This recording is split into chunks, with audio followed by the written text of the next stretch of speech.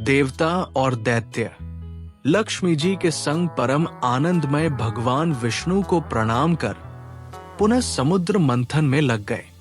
लहरों की गहराई से एक दिव्य प्रकाश फूटा। उससे प्रकट हुए तरुण और तेजस्वी धन्वंतरी। उनके दोनों हाथों में चमकता हुआ अमृत कलश था।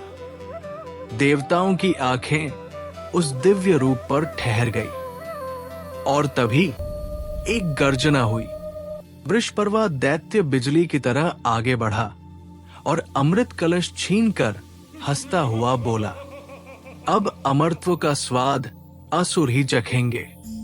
उसकी पुकार के साथ असुरगण अमृत लेकर पाताल लोक की ओर भागे। देवता पीछे पीछे दौड़े, परंतु राजा बलि उनके सामने अड़िग खड़ा हो गया।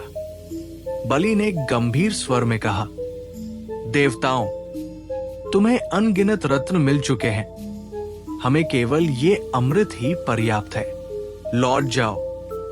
हताश देवगण विष्णु के पास पहुंचे। विष्णु मुस्कुराए और बोले, भय मत करो, मैं योगमाया से असुरों को मोहित कर दूंगा।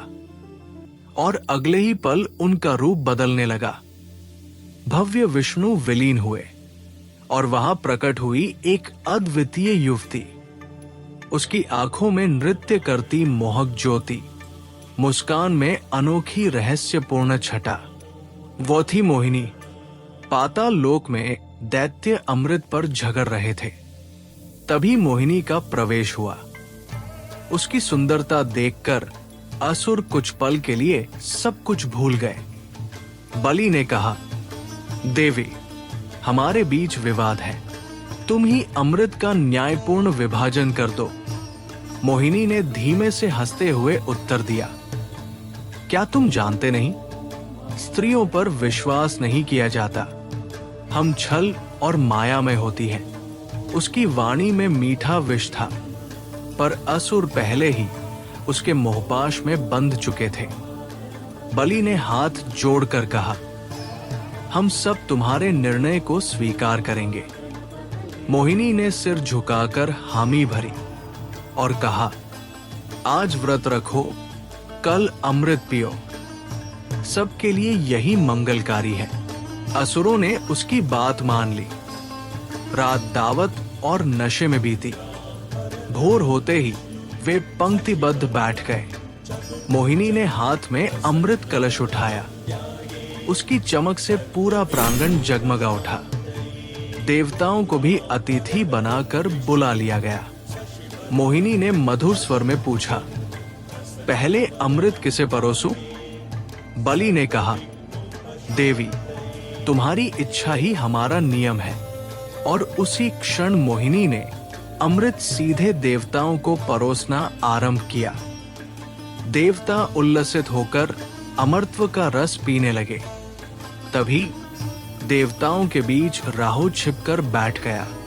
उसने अमृत का घूंट लेना ही चाहा था कि सूर्य और चंद्र ने इशारा कर दिया। क्षण भर में विष्णु का स्वरूप चमका। सुदर्शन चक्र घूमता हुआ निकला और राहु का मस्तक अलग हो गया। कटा हुआ सिर आकाश में उड़ गया। वही राहु बनकर आज भी सूर्य चंद्र को ग्रसता है। असुर सेना गरज उठी। युद्ध की आंधी सी उठी। राहु चंद्रमा को पकड़ने दौड़ा। देवता भयभीत होकर स्वर्ग की ओर भागे। चंद्र ने घबराकर प्रार्थना की, देवेश शंकर, रक्षा करो। अचानक आकाश गूंजा। कैलाश की ध्वनि फैल गई। शिव प्रकट हुए और बोले, डरो मत। उन्होंने चंद्र को अपनी जटाओं पर स्थान दिया। राहु भी आ पहुंचा और महादेव की स्तुति करने लगा। शिव ने प्रसन्न होकर उसे अपने मस्तक में स्थान दिया। चंद्रमा का भय मिटा और उसके स्पर्श से अमृत टपका। उस अमृत से राहु को अनेक मुख प्राप्त हुए। शिव ने उन सिरों की मुंडमाला बना ली। उसके बाद शिव ने रुद्राक्ष, विभूति और दीपदान के महिमा का उपदेश दिया। वाणी मानो गगन में गूंजती रही। जो शिव का दीप जलाता है वो अनगिनत युगों तक स्वर्ग में प्रतिष्ठित होता है। जो रुद्राक्ष धारण करता है वही जीवन मुक्त कहलाता है।